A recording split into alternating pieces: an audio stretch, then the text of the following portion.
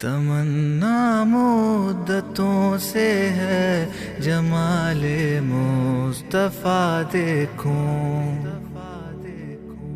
تمنا مدتوں سے ہے جمال مصطفیٰ دیکھوں۔ الحمد للہ رب العالمین والصلاة والسلام على سید الانبیاء والمرسلین وعلى آلہ واصحابہ اجمعین ومن تبعهم بإحسان إلى يوم الدين أما بعد فأعوذ بالله من الشيطان الرجيم بسم الله الرحمن الرحيم إنا نحن نزلنا الذكر وإنا له لحافظون صدق الله العظيم۔ عزیز دوستوں، پردہ نشین عزت دار ماں اور بہنوں اور پیاری طالبات، آج کا یہ جامعہ گلشن خیر النساء کا مختصر لیکن بہت ہی اہم اور بافیض اجلاس ہے، جس میں اس ادارے کی کچھ طالبات نے قرآن مجید کی تکمیل کی اور کچھ نے تکمیل فضیلت کی۔ اصل خطاب تو ہمیں ہم سب کے محسن و مربی حضرت مولانا عبدالقوی صاحب دامت برکاتہم کا سننا ہے، چونکہ طالبات نے قرآن مجید کی تکمیل کی ہے، اس مناسبت سے قرآن مجید کی اہمیت پر کچھ باتیں حضرت کے آنے تک آپ کے سامنے گوش گزار کرنی۔ اللہ تعالیٰ نے قرآن مجید کے اندر اس قرآن کی خوبی کو اور پیارے نبی صلی اللہ علیہ وسلم کے سینکڑوں نہیں بلکہ ہزاروں معجزات میں سے اس علمی معجزے کی قیامت تک حفاظت کی بشارت اللہ تبارک و تعالیٰ نے سنائی۔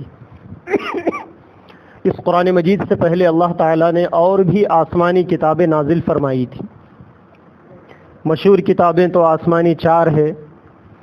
جن میں قرآن مجید کے علاوہ تورات، زبور اور انجیل ہے، اور اس کے علاوہ 100 سے کچھ زائد صحیفے بھی اللہ تعالیٰ نے کچھ پیغمبروں پر تختیوں کی شکل میں نازل فرمائے تھے، جن میں وہی سب کچھ احکام تھے جو احکام اللہ تعالیٰ وحی کے ذریعے سے یا آسمانی کتاب کے ذریعے سے اپنے نبی کے واسطے سے اس دور کے امتوں اور اس دور کے بندوں تک پہنچاتے۔ اللہ تعالیٰ نے کسی آسمانی صحیفے یا کسی دوسری آسمانی کتاب کی حفاظت کا وعدہ نہیں کیا، بلکہ تورات اور زبور کے بارے میں اللہ تعالیٰ نے فرمایا بِمَسْتَحْفِظُوا مِن کِتَابِ اللَّهِ وَكَانُوا عَلَيْهِ شُهَدَاءَ، کہ ان کتابوں کی حفاظت کا وعدہ اللہ تعالیٰ نے اس شریعت کے علماء پر ڈالا تھا۔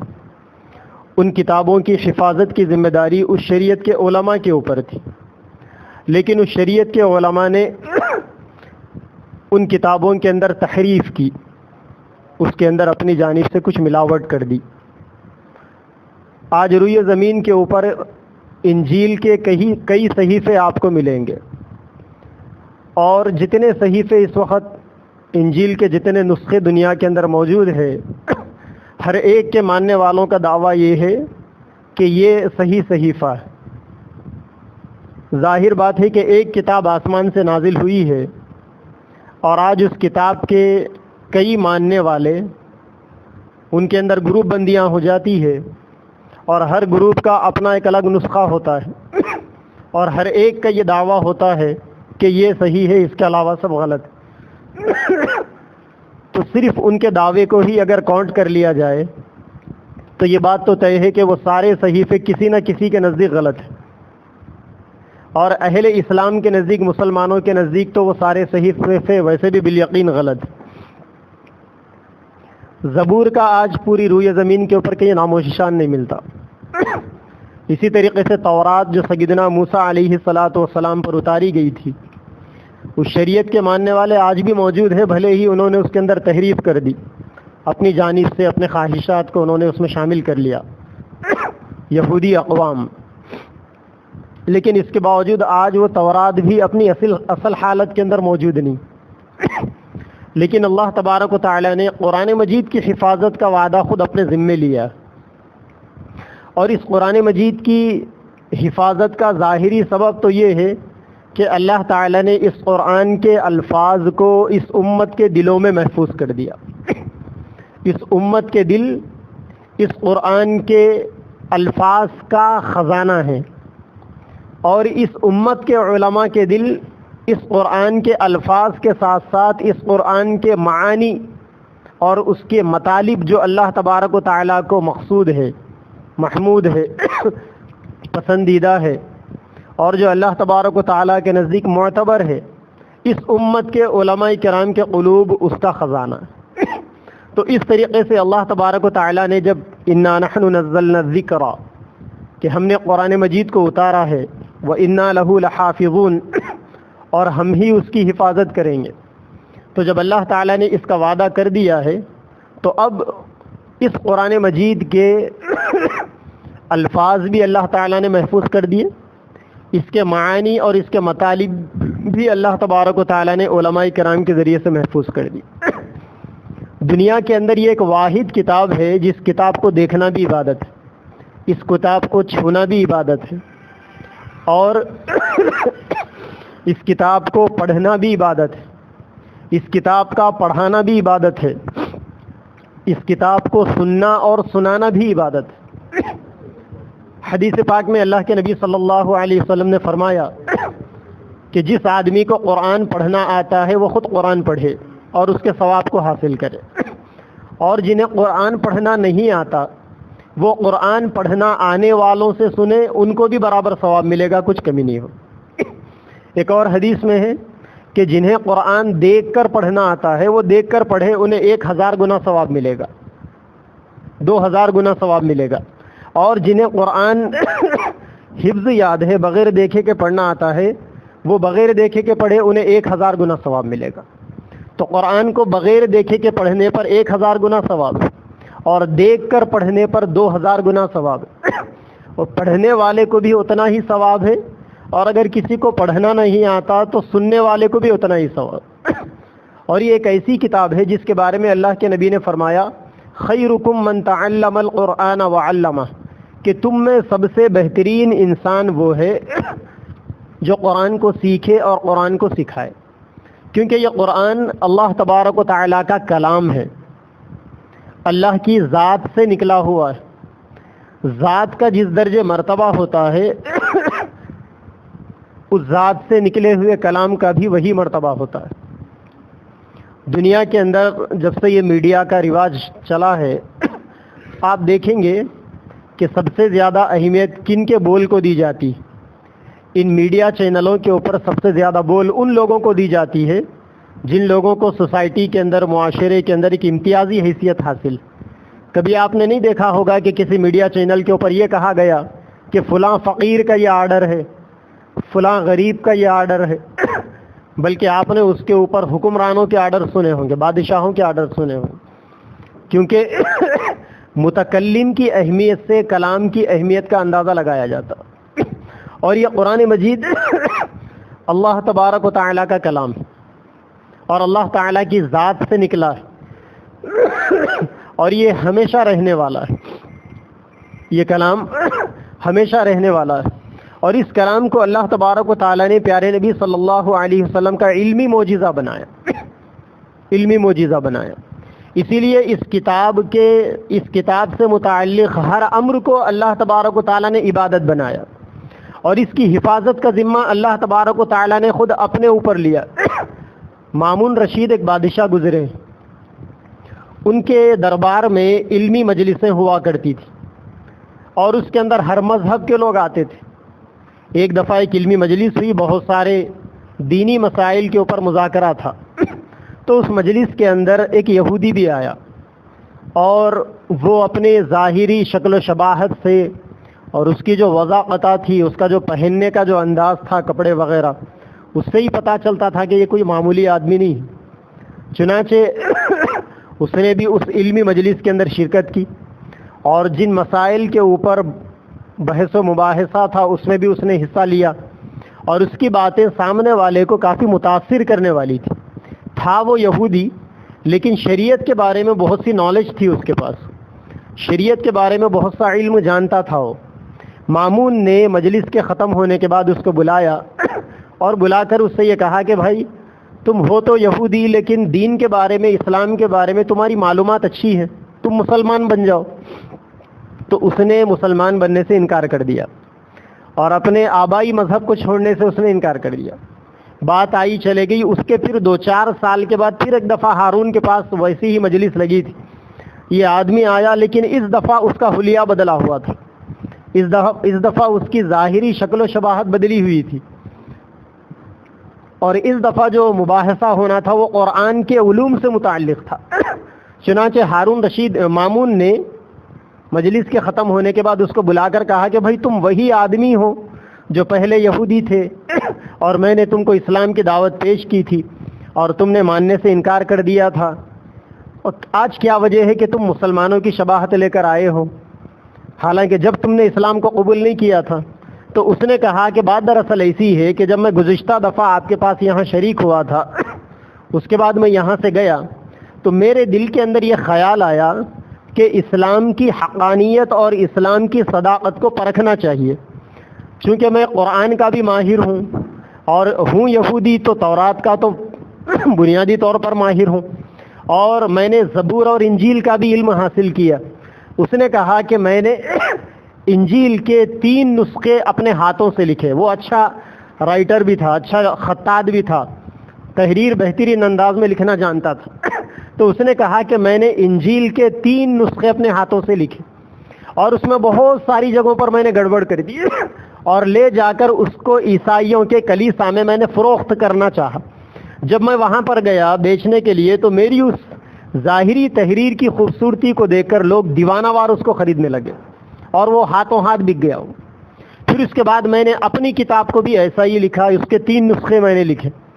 اور بہترین انداز میں، ایک نسخہ اچھے انداز میں لکھا جیسا وہ روایتوں سے چلا ہوا آ رہا تھا،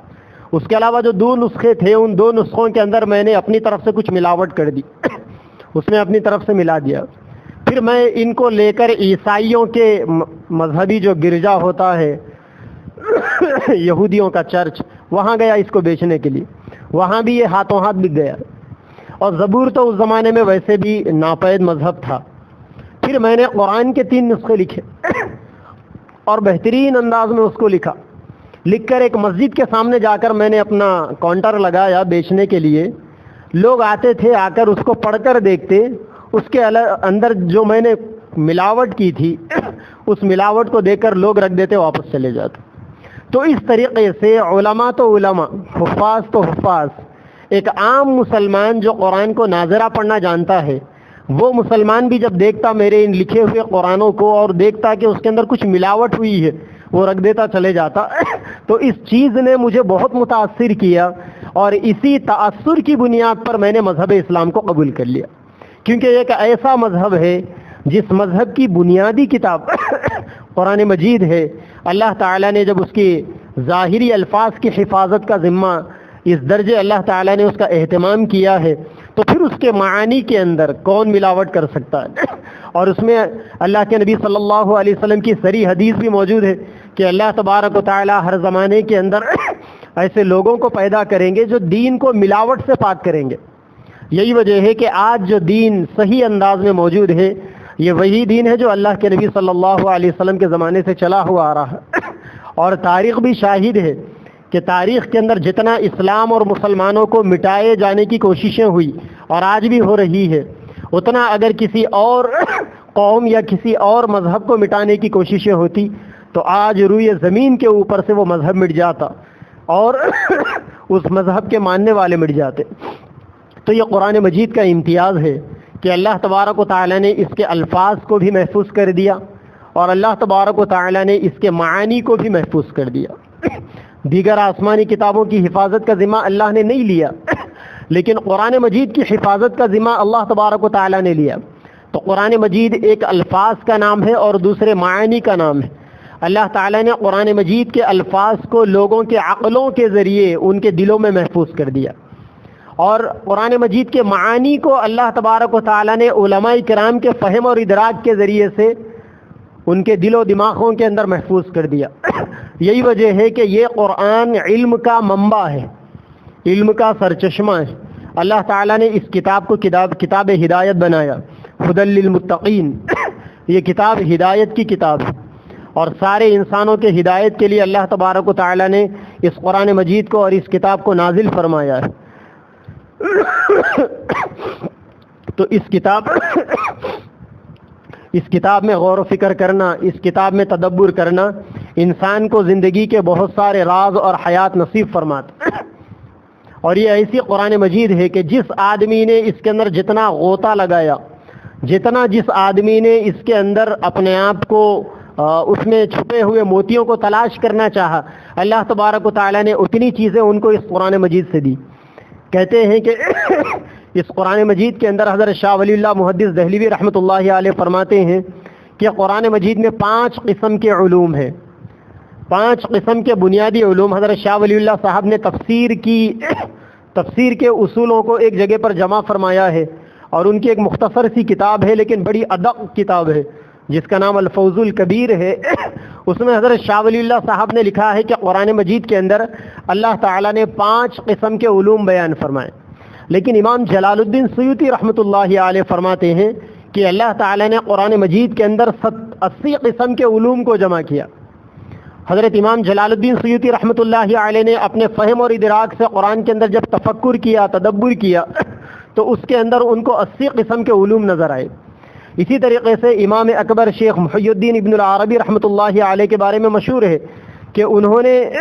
قرآن کے اندر 70,000 قسم کے علوم کو دریافت کیا، اور زندگی کے ہر مسئلے کو قرآن مجید سے نکالنے کی انہوں نے کوشش کی اور اس کے اندر کامیاب بھی رہے۔ یہی وجہ ہے کہ روئے زمین کے اوپر قرآن مجید ایک ایسی واحد کتاب ہے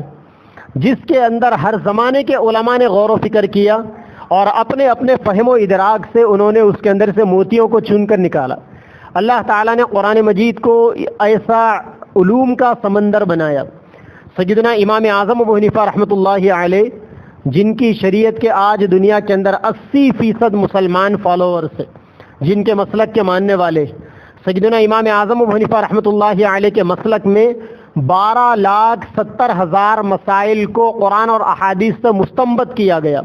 جن میں صرف قرآن کی 500 آیتوں کو لیا گیا اور ان آیتوں کے اوپر غور و فکر کیا گیا، اور اللہ کے نبی کی کئی لاکھ احادیث کو لیا گیا، اس کے اندر غور و فکر کیا گیا۔ تو آج پوری دنیا کے اندر یہ جو فقہ حنفی ہے، جسے آج انڈیا، پاکستان، بنگلہ دیش، برما کا اکثر مسلمان 95% مسلمان فالو کرتا ہے، اور پوری دنیا کے مجموعی مسلمانوں کے اندر سے 70 سے 80% مسلمان مسلک حنفی کے فالوورز ہیں۔ اس مسلک حنفی کی بنیاد قرآن ہے اور احادیث، اور قرآن میں بھی 500 آیتیں خاص طور پر جو مسائل کی آیتیں، ان آیتوں سے اور ان احادیث سے امام صاحب نے ایسے اصول نکالے کہ قیامت تک ان اصول کی روشنی میں ہر نئے پیش آنے والے مسئلے کو بھی قرآن اور احادیث کے ذریعے سے نکالا جا سکتا ہے۔ اس طریقے سے امام صاحب نے 12,70,000 مسائل کو نکالے۔ اللہ تبارک و تعالیٰ نے عجیب و غریب علوم رکھے قرآن مجید کے اندر۔ علماء کرام نے قرآن مجید کی تفاسیر لکھی، اور جس کو اللہ تبارک و تعالیٰ نے جیسا علم دیا ویسا انہوں نے تفسیر لکھی۔ امام طحاوی رحمۃ اللہ علیہ ایک مشہور عالم دین گزرے، انہوں نے قرآن مجید کی 100 جلدوں میں تفسیر لکھی، 100 جلدوں میں تفسیر لکھی۔ اسی طریقے سے امام غزالی رحمۃ اللہ علیہ نے قرآن مجید کی تفسیر لکھی جس کا نام یاقوت التاویل فی اسرار تنزیل تھا۔ انہوں نے 500 جلدوں میں قرآن مجید کی تفسیر لکھی، 500 جلدوں میں۔ کیسا علم ان کا تھا کہ انہوں نے 30 پاروں کو 500 جلدوں کے اندر اس کے علوم کی تشریح کی۔ اسی طریقے سے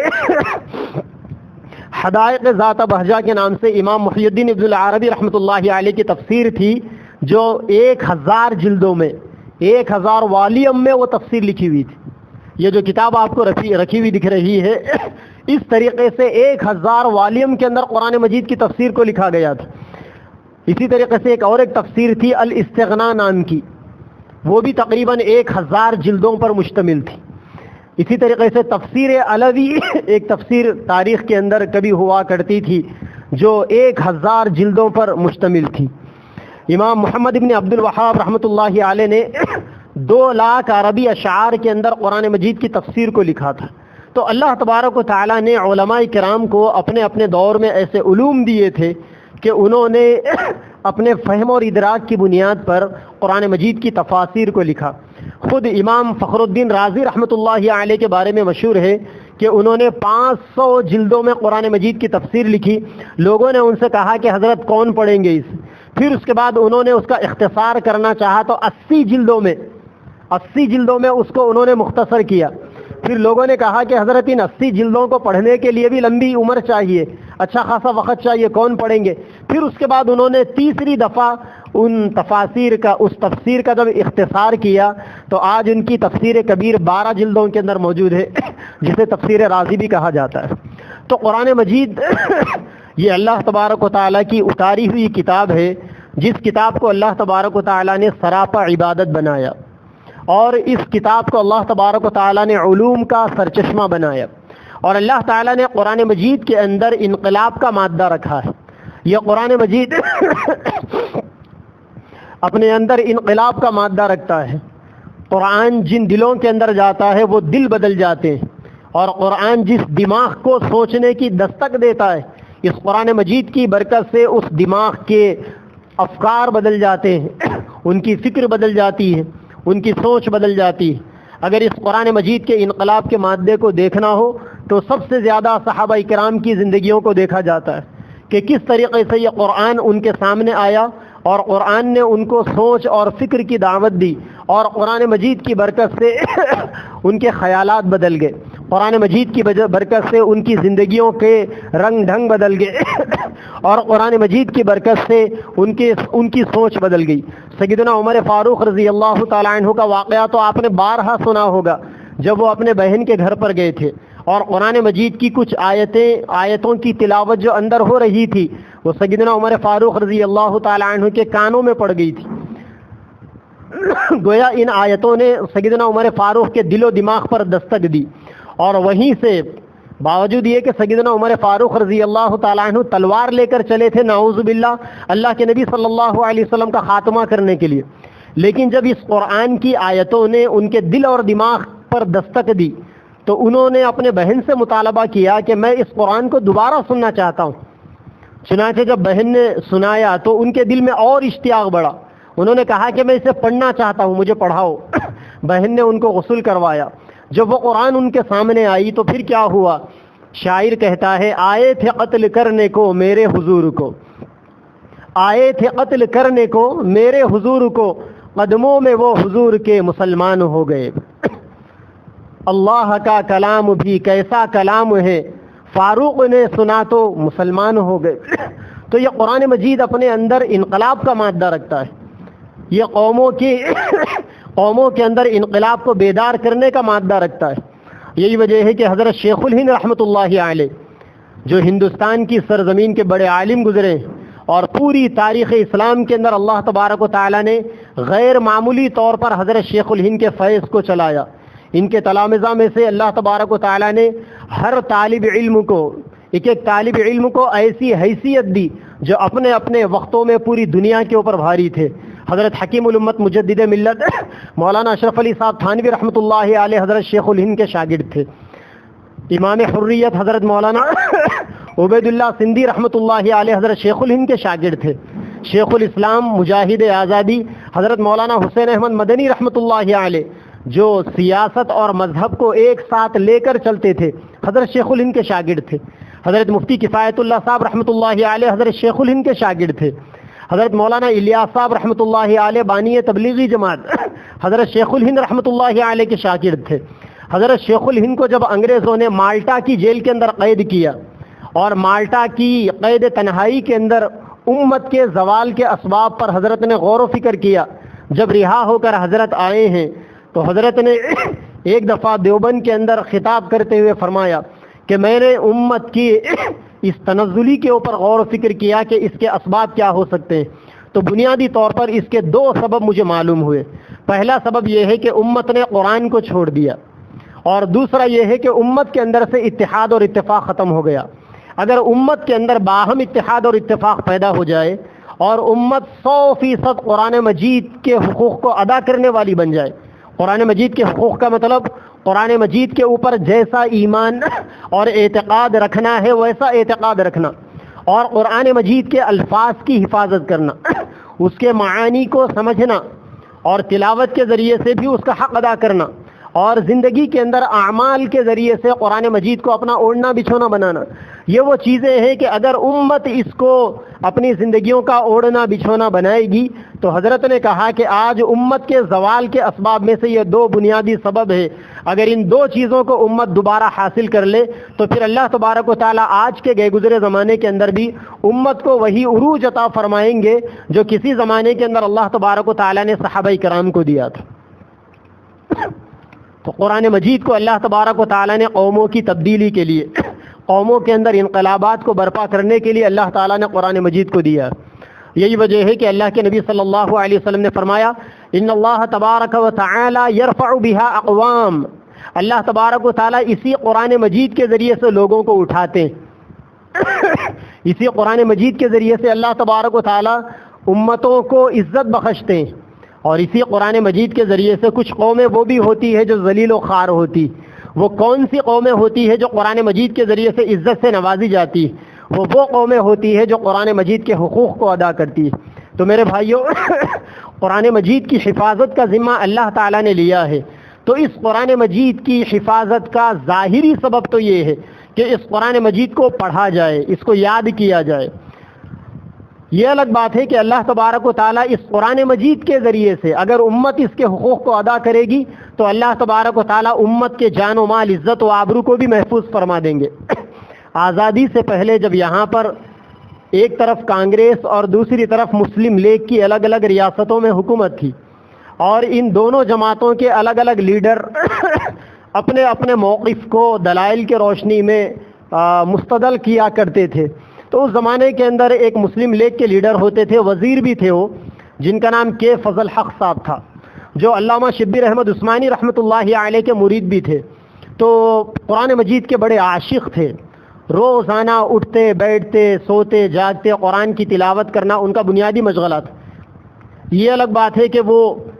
انگلستان سے پڑھے ہوئے تھے، انگریزی تعلیم، یونیورسٹی کی تعلیم پڑھے ہوئے تھے، لیکن اشتغال بالقرآن ان کا کمال کا تھا. قرآن مجید سے عشق کے درجے میں ان کو وابستگی حاصل تھی. جہاں کہیں بھی جاتے تھے قرآن کو چھوڑتے نہیں تھے. وہ ایک دفعہ دلی سے کلکتے کا ان کا سفر تھا، اور اس زمانے میں ایک اسپیشل ٹرین چلتی تھی جس کے اندر اے کلاس یعنی 1 کے سپر کلاس درجے کے بھی ڈبے ہوا کرتے تھے بڑے بڑے VIP کے لیے.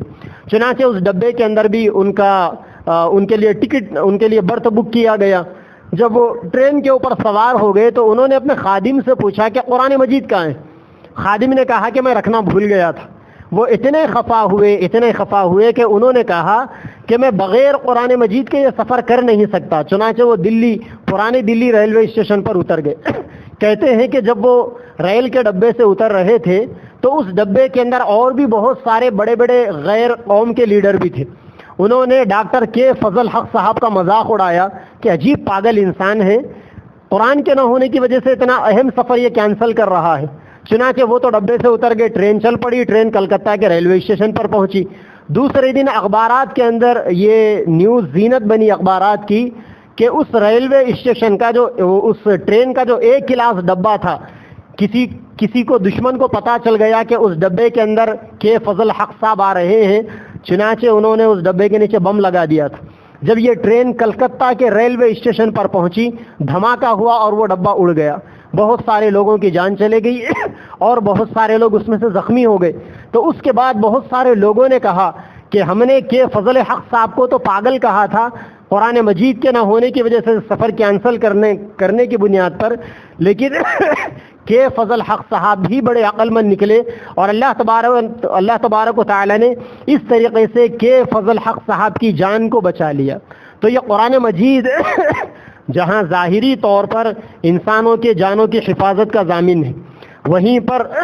باطنی طور پر بھی فتنوں سے انسانوں کی حفاظت کا یہ ضامن ہے. اللہ تبارک و تعالی نے اس قرآن مجید کے اندر مقناطیس کی سی کیفیت رکھی. جس طریقے سے مقناطیس لوہے کو اپنی جانب کھینچتا ہے، اللہ تبارک و تعالیٰ نے قرآن مجید کے اندر بھی وہ خاصیت رکھی، اسی لیے اللہ تعالیٰ نے قرآن میں فرمایا وَإِذَا قُرِئَ الْقُرْآنُ فَاسْتَمِعُوا لَهُ وَأَنصِتُوا لَعَلَّكُمْ تُرْحَمُونَ کہ اے لوگوں جب قرآن مجید پڑھا جائے تو اسے غور سے سنو، کان لگا کر سنو، خاموش ہو جاؤ جیسا قرآن مجید کو سننے کا حق ہے۔ کیوں؟ لعلکم ترحمون، تاکہ اللہ تبارک و تعالیٰ تم پر رحم کرے۔ گویا یہ قرآن مجید جب انسان اس کی تلاوت کا یا اس کو سننے کا حق ادا کرتا ہے تو یہ قرآن مقناطیسی جاذبیت اپنے اندر رکھتا ہے کہ اللہ تبارک و تعالیٰ کی رحمت کو یہ اپنی جانب کھینچتا ہے۔ اللہ تبارک و تعالیٰ نے قرآن مجید کے اندر ایک دوسری جگہ پر فرمایا ان فی ذلک لذکری لمن کان له قلب او القى السمع وهو شہید کہ اللہ تبارک و تعالیٰ نے اس قرآن مجید کے اندر نصیحتوں کا سامان رکھا ہے ایسے دل کے لیے جو ہماتن گوش ہو کر قرآن مجید کو سنتے ہیں اور قرآن مجید کو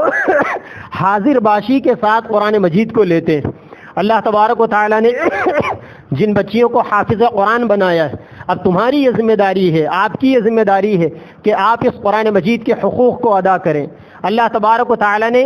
یہ بابرکت کتاب کو آپ کے سینوں کے اندر محفوظ کر دیا، گویا آپ بھی اب اللہ تبارک و تعالیٰ کی جانب سے بابرکت بن چکے ہو، اور یقیناً اس برکت کو سمیٹنے میں ہم اور آپ اللہ تبارک و تعالیٰ کے فضل کے بغیر اتنی بڑی سعادت مندی حاصل نہیں کر سکتے تھے۔ اللہ کے نبی صلی اللہ علیہ وسلم نے فرمایا حافظ قرآن کے ماں باپ کو اللہ تبارک و تعالیٰ کل میدان محشر کے اندر ایسا تاج پہنائیں گے جو 14ویں کے چاند کی طرح چمکتا رہے گا۔ اور ایک حدیث میں اللہ کے نبی صلی اللہ علیہ وسلم نے فرمایا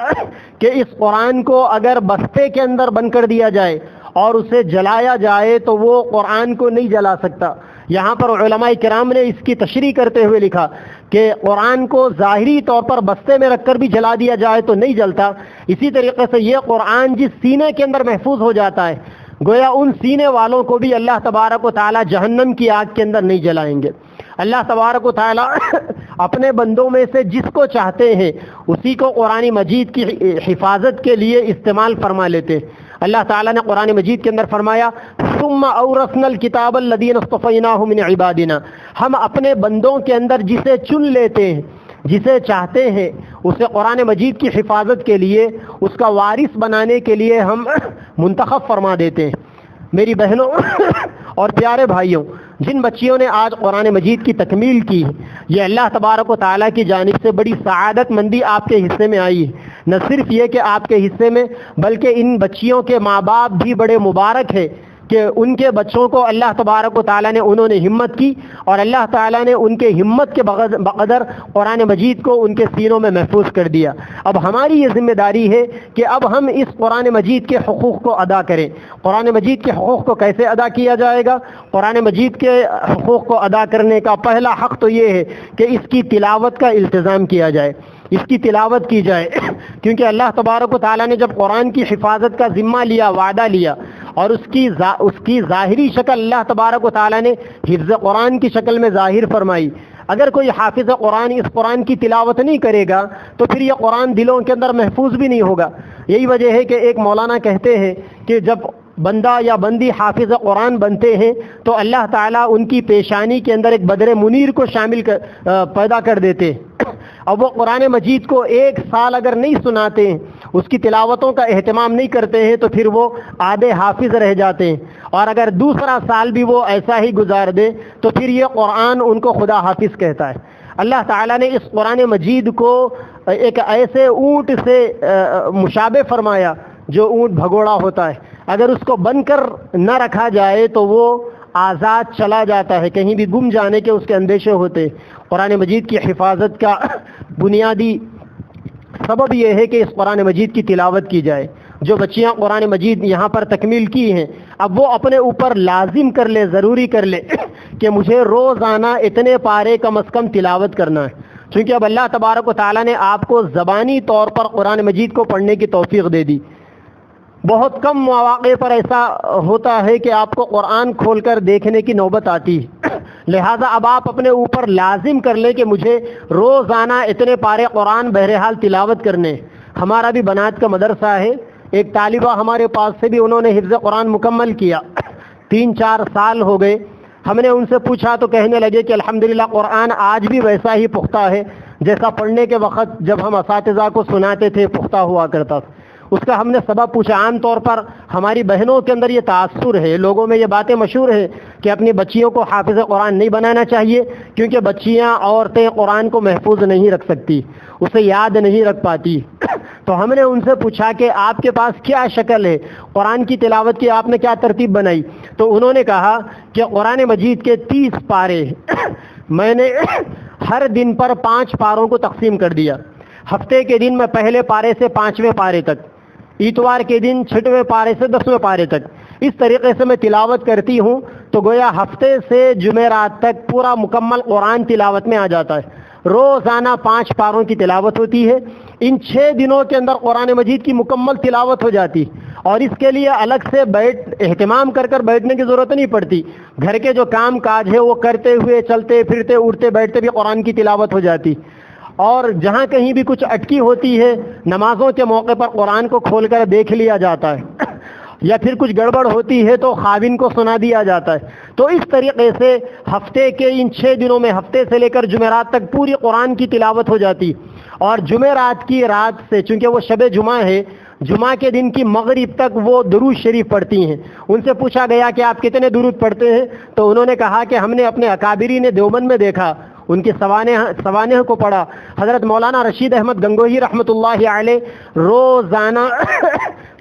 یعنی جمعہ کے دن 1.25 لاکھ مرتبہ درود شریف پڑھتے تھے. تو اس بہن نے کہا کہ میں اہتمام کرتی ہوں کم سے کم 15 سے 20 ہزار مرتبہ میں جمعہ کے دن درود شریف پڑھتی ہوں. رات بھر اہتمام ہوتا ہے درود شریف کے پڑھنے کا. اور جمعہ کے دن بھی جو روزمرہ کے کام کاج ہے وہ کرتے کرتے زبان تو چونکہ خالی ہوتی ہے، زبان کے ذریعے سے درود شریف کا اہتمام. تو جمعہ کا دن پورا درود شریف کے لیے ہے اور ہفتے سے لے کر جمعرات تک کا جو دن ہے ان 6 دنوں کے اندر ہر دن 5 پارے کے حساب سے گویا ہر ہفتہ ایک قرآن مکمل تلاوت ہو جاتی. اگر ہماری بچیاں ہماری بہنیں بھی اگر اس کا ایک اہتمام کرے گی، ایک ترتیب اگر اس کی بنا لے گی، اور ایک آسان ترتیب یہ بھی ہے کہ آپ نمازوں کے اندر چونکہ ہم کو نوافل بھی پڑھنا ہے، سنتیں بھی پڑھنی ہے، فرائض بھی پڑھنا ہے، تو اس کے اندر آپ یہ اہتمام کر لیں کہ ہر رکعت کے اندر مجھے کم از کم آدھا صفحہ یا 1 صفحے کی تلاوت کرنا ہے. اگر اس کا اہتمام ہو جائے گا تو کم از کم روزانہ 1.5 سے 2 پارے نمازوں کے اندر تلاوت ہو سکے گی. اور اگر کیا ہی بہتر ہوگا اس کے اوپر سونے پر سہاگا آپ تہجد کا اہتمام کریں اور تہجد کے اندر قرآن مجید کو پڑھیں. اور جب آپ نے الفاظ کو اپنے سینوں کے اندر محفوظ کر لیا، اللہ تعالیٰ نے آپ کو اتنی بڑی سعادت مندی دی ہے، تو اب آپ آگے بڑھ کر اس کے معانی کے اوپر محنت کریں. چونکہ آپ نے قرآن کو تو حفظ کر لیا، اب آگے عالمیت کے شعبے کو آپ چنتے ہوئے قرآن کے جو الفاظ ہیں الفاظ کو تو یاد کر لیا، اب اس کے معانی کو سمجھنے کے لیے اس کے اندر غور و فکر کی جو دعوت بار بار قرآن دے رہا ہے. اللہ تبارک و تعالیٰ بار بار کہہ رہے ہیں افلا یتدبرون القرآن، کیا تم قرآن مجید کے اندر غور و فکر نہیں کرتے، قرآن مجید کے اندر تفکر اور تدبر نہیں کرتے. لہذا جب عربی زبان کو سیکھا جاتا ہے اور شعبہ عالمیت کے جو یعنی شروع کے جو کچھ جماعتیں ہیں اگر ان کو پڑھ لیا جائے تو پھر قرآن مجید کے حفظ کے ساتھ ساتھ قرآن مجید کے ان الفاظ کو اور ان معانی کو سمجھنا بھی آسان ہو جائے.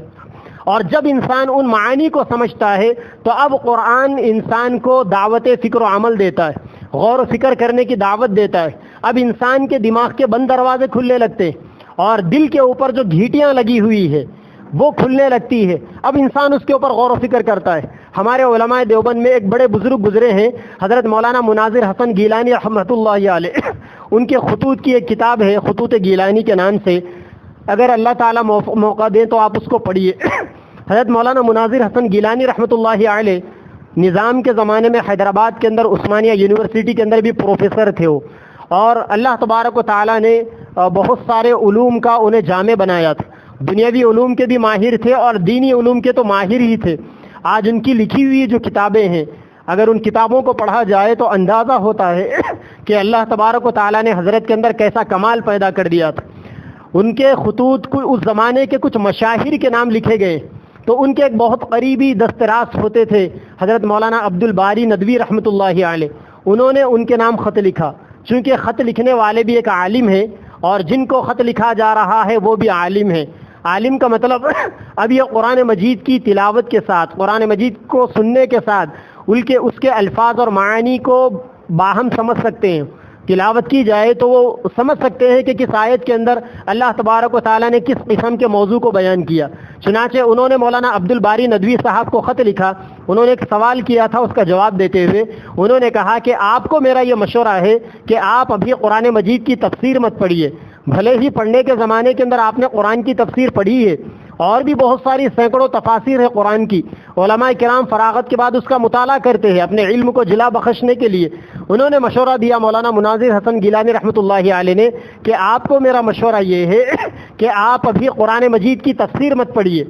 بلکہ آپ تہجد کے اندر قرآن کی تلاوت کیجئے اور اس کے ظاہری الفاظ اور معانی کے اوپر غور و فکر کیجئے. اور اس وقت یعنی جس وقت آپ قرآن کی تلاوت کر رہے ہیں، آپ اپنی حالات کو اور آپ کے اوپر جو گزر رہی ہے، جو بیت رہی، ہر انسان کا ہر وقت یا تو خوشی میں ہوگا یا غمی میں ہوگا، یا تو انفرادی مسائل میں وہ الجھا ہوا ہوگا یا اجتماعی مسائل کے اندر وہ الجھا ہوا ہوگا، یا تو اپنے مسائل ہوں گے یا امت کے مسائل ہوں گے، یا تو علاقائی مسائل ہوں گے یا عالمی مسائل ہوں گے. بہرحال ہر انسان کی حالت کسی نہ کسی مسئلے سے علیحدہ نہیں ہے. تو انہوں نے کہا کہ آپ تنہائی میں تہجد میں کچھ وقت نکالیے، قرآن مجید کو کھولیے، اس کی تلاوت کیجیے، اور آپ کے وقت جو کچھ حالات چل رہے ہیں ان حالات کو اس قرآن مجید میں تلاش کیجیے. تو پھر آپ دیکھیں گے کہ اللہ تبارک و تعالیٰ آپ کو ایسی بصیرت عطا کریں گے اور ایسا تفکر اور تدبر عطا کریں گے کہ آپ کے روز مرہ کے آپ کے اوپر جو بیت رہی ہے، آپ کے جو مسائل ہیں، اس کا حل آپ کو اس قرآن مجید کے اندر ملے گا. اگر آپ تفسیروں کے اندر جائیں گے تو گویا آپ کا دماغ سامنے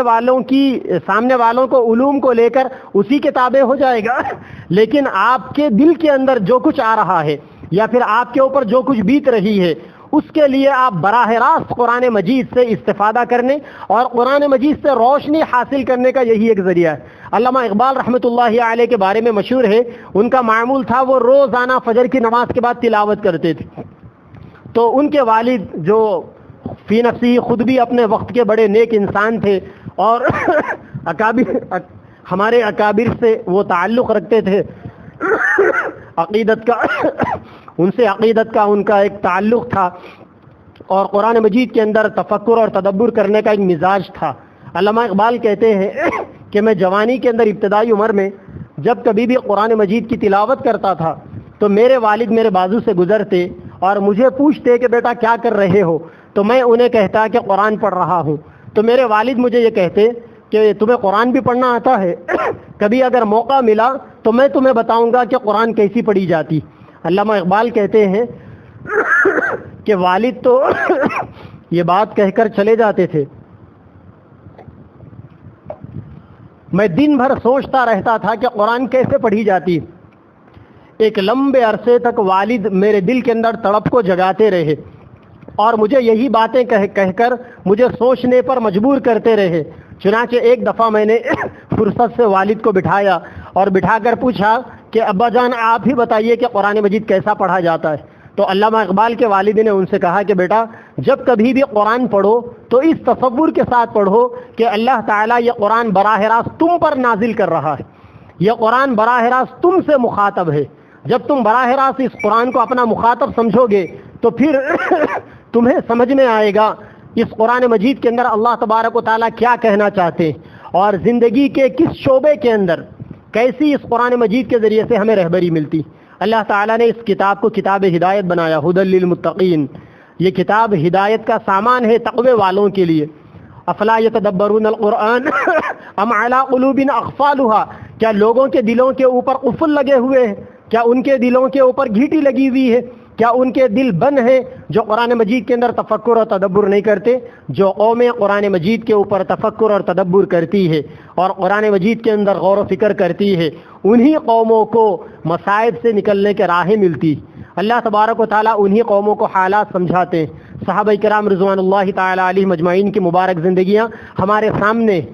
ہم صحابہ کرام کی زندگیوں کو پڑھیں گے تو کس طریقے سے انہوں نے صحابہ کرام نے قرآن مجید کو سیکھا. سیدنا عثمان غنی رضی اللہ تعالیٰ عنہ کہتے ہیں، یہ جامع القرآن تھے، کہتے ہیں قرآن مجید کے حافظ تھے. کہتے ہیں کہ ہم روزانہ ہم 2-4 ساتھی تھے، اللہ کے نبی صلی اللہ علیہ وسلم سے ہم 10 آیتیں روزانہ سیکھتے۔ اللہ کے نبی نے ہمیں اشتباہ کے خوف سے قرآن کی آیتوں کو لکھنے سے منع کر دیا تھا، اور آپ نے یہ کہا تھا کہ جنہوں نے قرآن کی آیتوں کو لکھا ہے اسے تلف کر دو، کہ کہیں احادیث کو قرآن سے خلط ملط نہ کر دیا جائے، اس اندیشے کے تحت۔ چنانچہ حضرت عثمان کہتے ہیں کہ میں اور میرے 2-4 ساتھی تھے، ہم روزانہ اللہ کے نبی سے قرآن کے الفاظ کو بھی سیکھتے اور اس کے معانی کو اور اس کے مطالب کو بھی سیکھتے، اور رات میں تہجد کے اندر ہم اس قرآن کی آیتوں کے اوپر غور و فکر کرتے، اور دوسرے دن آ کر اللہ کے نبی صلی اللہ علیہ وسلم کے سامنے پیش کرتے، تو اللہ کے نبی صلی اللہ علیہ وسلم ہماری فکر کو صحیح سمت دیتے، صحیح رخ دیتے۔ اگر کہیں پر ہمارے سمجھنے میں غلطی ہو جاتی تو اللہ کے نبی صلی اللہ علیہ وسلم ہمیں بتاتے۔ تو میرے بھائیوں، اور خاص طور پر ہماری وہ بچیاں جو آج قرآن مجید کی تکمیل کر رہی ہے، مبارک ہو آپ کے لیے کہ اللہ تبارک و تعالیٰ نے آپ کو اس سعادت مندی کے لیے چنا۔ آپ یہیں پر نہ بیٹھے، بلکہ پہلا کام آپ اس قرآن مجید کی ظاہری حفاظت کا کریں کہ روزانہ تلاوت کے لیے اس قرآن مجید کے لیے آپ کچھ نہ کچھ مقدار متعین کر لیں۔ اس کی شکلیں کچھ اور بھی ہو سکتی، اور دوسرا یہ ہے کہ اگر اللہ تبارک و تعالیٰ نے توفیق دی ہے تو آگے اپنے علوم کے حاصل کرنے کا سلسلہ جاری رکھے، اور اس قرآن مجید کے اندر غور و فکر کے اسباب کو حاصل کرنے کی کوشش کرے۔ اللہ تبارک و تعالیٰ اس قرآن مجید کی برکت سے آپ کو نوازا ہے، اور اللہ کے نبی نے فرمایا کہ بہترین انسان وہ ہے جو قرآن سیکھے اور دوسروں کو سکھائے۔ آپ کی یہ ذمہ داری ہے کہ اب آپ اس ہدایت کی شمع کے ذریعے سے لوگوں کے گھروں کو روشن کریں۔ آپ جہاں کہیں بھی رہیں قرآن کی تلاوت خود کرنا ہی ہے آپ کو، ساتھ میں آپ کے جتنے بھی لوگ ہو آپ ان کو پڑھائیں، اپنے گھروں کے اندر اپنی ماں کو، اپنی بہنوں کو، جو بھی ہے بچے بڑے جو بھی سامنے آئے، کچھ نہ کچھ آپ ان کو سکھاتے رہیں، تاکہ خیرکم من تعلم القرآن وعلمہ کی جو بشارت ہے، اس بشارت سے کسی درجے میں بھی آپ محروم نہ رہیں، آپ اس سے محروم نہ رہیں۔ عام طور پر ہوتا یہ ہے کہ بچیاں ہماری حافظ قرآن بنتی ہے، لیکن حفظ قرآن اور حفاظت قرآن کے ماحول سے وہ اپنے آپ کو مربوط نہیں رکھتی، وہ اپنے آپ کو جوڑے نہیں رکھتی، وہ اپنے آپ کو منسلک نہیں رکھتی، تو پھر ان کے اوپر ایک دور ایسا بھی آتا ہے کہ وہ خود قرآن مجید کو بھول جاتی۔ اسی لیے آپ جہاں کہیں بھی رہیں مکتب پڑھائیں، آپ شریعت کے دائرے میں رہ کر، پردے کے دائرے میں رہ کر جو معصوم بچے ہیں آپ ان کو پڑھائیں، آپ جہاں کہیں بھی ہو۔ اور پڑھانے کے لیے ضروری نہیں ہے کہ آپ محلے کے بچوں کو جمع کر کر پڑھائیں، آپ جس گھر کے اندر ہے ان کو پڑھائیں۔ آپ اگر آپ کو پڑھانے کے لیے کوئی اور نہیں ہے، شوہر کو پڑھائیں، اپنے باپ کو پڑھائیں، اپنے بھائیوں کو پڑھائیں، اپنے بہنوں کو پڑھائیں، اور اپنے خاندان کی بڑی بوڑھی عورتوں کو پڑھائیں، کیونکہ اللہ تبارک و تعالیٰ نے ایک شمع ہمیں دی، جتنا زیادہ ہم اس شمع کو روشن کریں گے اس کی روشنی برقرار رہے گی، اور اگر ہم اس شمع کو پس پشت ڈال دیں گے اور اس کے حقوق کو ادا نہیں کریں گے، اور اللہ تعالیٰ نے جو روشنی ہمیں دی ہے اس روشنی کو ہم آگے والے لوگوں میں اگر تقسیم نہیں کریں گے تو پھر ایک دور ایسا بھی آئے گا کہ ہم بھول جائیں گے قرآن کو۔ ایسا بہت سا ہوتا ہے کہ لوگ قرآن کے حافظ ہوتے ہیں لیکن محراب نہیں سناتے، تراویح نہیں سناتے، تو پھر ایک دور ایسا بھی آتا ہے کہ وہ سارا کا سارا قرآن بھول جاتے۔ ایک مولوی صاحب سے ملاقات ہوئی، ان کے نانا بڑے عالم تھے، ان کے نانا نے فرمائش کی کہ بیٹا تم آج نماز پڑھاؤ، چنانچہ مغرب کی نماز کے لیے ان مولوی صاحب کو آگے بڑھایا گیا۔ ان کے اوپر ہیبت کا عالم اس درجے تھا، ہم نے دیکھا کہ انہوں نے پہلی رکعت کے اندر سورہ ہمزہ کی تلاوت کی اور اس کے اندر بھی وہ اٹک گئے، دوسری رکعت کے اندر انہوں نے قل اعوذ برب الفلق کے سورہ کی تلاوت کی، وہاں بھی اٹک گئے۔ بعد میں ان کے نانا نے ان سے پوچھا تو انہوں نے کہا کہ حافظ قرآن بن کر آج 6 سال ہو گئے، لیکن ان 6 سالوں میں ایک دفعہ بھی قرآن کو ہاتھ لگانے کا موقع نہیں ملا۔ تو جب قرآن مجید کو آپ تلاوت نہیں کریں گے تو پھر یہ کیسے باقی رہے گا؟ یہ باقی اسی وقت رہے گا جب آپ اس کی تلاوت کریں گے، اس کے پڑھنے اور پڑھانے کا اہتمام کریں گے۔ تو ہماری بہنوں سے گزارش ہے کہ اس قرآن مجید کے پڑھنے اور پڑھانے کا اہتمام کریں اور اپنے اندر شوق پیدا کریں۔ جس کسی کے اوپر بھی ہماری نظر پڑے، ہمارے دل کے اندر یہ تڑپ ہونی چاہیے کہ ہر گھر کے اندر اس قرآن کی شمع روشن ہو جائے اور ہر دل کے اندر یہ قرآن مجید اتر جائے کچھ نہ کچھ، کیونکہ احادیث کے اندر ہے ان الذی لیس فی جوفہ شیء من القرآن کالبیت الخراب، کہ وہ دل جس دل کے اندر قرآن مجید کا کچھ حصہ بھی نہیں ہے وہ ویران گھر کے مانند۔ جس دل کے اندر قرآن مجید کی کچھ آیتیں بھی یاد نہیں ہے، کچھ سورے بھی یاد نہیں ہے، گویا اس دل کی مثال ویران گھر کے مانند ہے۔ ہماری یہ ذمہ داری ہے کہ ہم اپنے دل کو ویران نہ رکھیں، ہم اپنے دل کو آباد رکھیں، اور یہ دل آباد رہتا ہے قرآن مجید کو یاد کرنے سے، قرآن مجید کے معانی اور مطالب پر غور و فکر کرنے سے۔ یقیناً قرآن مجید کو سمجھنا صرف علماء کرام کا حق نہیں ہے، ہر آدمی کا حق ہے کہ وہ قرآن مجید کو سمجھے۔ ہاں، جو علماء کے علاوہ جو دیگر افراد ہے وہ آزادانہ طور پر قرآن کو نہ سمجھے، ورنہ گمراہ ہو جائیں گے۔ وہ علماء کرام کی سرپرستی میں قرآن کو سمجھے۔ آپ نے دیکھا کہ بہت سارے لوگ، میں نام نہیں لوں گا، ایسے بھی تھے کہ اپنے وقت کے بڑے عالم تھے، انہوں نے قرآن کی تفسیر بھی لکھی، لیکن آج علماء کرام نے ان کی تفاسیر کے پڑھنے پر عمومی پابندی لگا دی۔ کیوں؟ کیونکہ اس تفسیر کے لکھنے والے نے اپنے فکر کو آزاد چھوڑ کر قرآن مجید کی تفسیر لکھی، حالانکہ اللہ کے نبی صلی اللہ علیہ وسلم کی حدیث ہے، من قال فی القرآن برأیہ فلیتبوأ مقعدہ من النار۔ جو آدمی قرآن میں اپنی منمانی تفسیر کرتا ہے، اپنی من کی باتیں قرآن میں بنا کر پیش کرتا ہے، وہ اپنا ٹھکانہ جہنم میں بنا لے۔ اور ایک جگہ پر اللہ کے نبی نے فرمایا، من قال فی القرآن برأیہ فقد اصاب فقد اخطأ، کہ جو آدمی قرآن میں اپنی منمانی تفسیر کرتا ہے، اگر بائی چانس اتفاقاً اگر اس کی وہ تفسیر صحیح بھی ہو، تب بھی اللہ کے نبی نے فرمایا کہ وہ غلط ہے، کیونکہ اس نے پڑھ کر وہ تفسیر نہیں بتائی۔ لہٰذا ہمیں قرآن کی تفسیر پڑھنے میں آزاد تو نہیں رہنا ہے، علماء کرام کی نگرانی میں ہمیں قرآن سمجھنا ہے۔ جو لوگ آج کل جو برادرز کا فتنہ چل رہا ہے، قرآن مجید کو آزادانہ طور پر سمجھنے والوں کا، کیا اچھا ہوتا کہ اگر یہ لوگ قرآن مجید کو سمجھنے میں علماء کرام کی فکروں کا اپنے آپ کو تابع بنا لیتے، کیونکہ ایک عالم اپنی فکر سے قرآن مجید کی تفسیر آپ کو نہیں بتاتا، بلکہ وہ منقولات کے ذریعے سے جو سلسلہ چلا ہوا آ رہا ہے ہمارے اکابر سے، جو کتابوں کے اندر علوم جو محفوظ ہو گئے ہیں ہمارے اکابر کے، وہ سارے علوم کو علماء کرام پڑھ کر بتاتے ہیں، کوئی اپنی منمانی تفسیر نہیں کرتے۔ تو بہرحال یہ بڑا سعادت مندی کا اور بڑی خوشی کا موقع ہے کہ آج جامعہ گلشن خیرالنساء کی کچھ طالبات نے قرآن مجید کی تکمیل کی ہے۔ اللہ تبارک و تعالیٰ اس تکمیل کو ان طالبات کے لیے اور ہم سب کے لیے خیر و برکت کا ذریعہ بنائے۔ اب ہمارے محترم مشفق و مربی، مصلح الامت، مرشد العلماء حضرت مولانا عبدالقوی صاحب دامت برکاتہم تشریف لا چکے ہیں۔ انشاءاللہ حضرت کے خطاب عالی سے ہم سب کو مستفید ہونا ہے، جم کر بیٹھے رہیں، انشاءاللہ حضرت تشریف لائیں گے، حضرت کا خطاب ہوگا۔ اللہ تبارک و تعالیٰ نے جو باتیں کہنے کی توفیق دی ہے اس پر ہم سب کو عمل کرنے کی توفیق عطا فرمائے۔ وآخر دعوانا ان الحمدللہ رب العالمین۔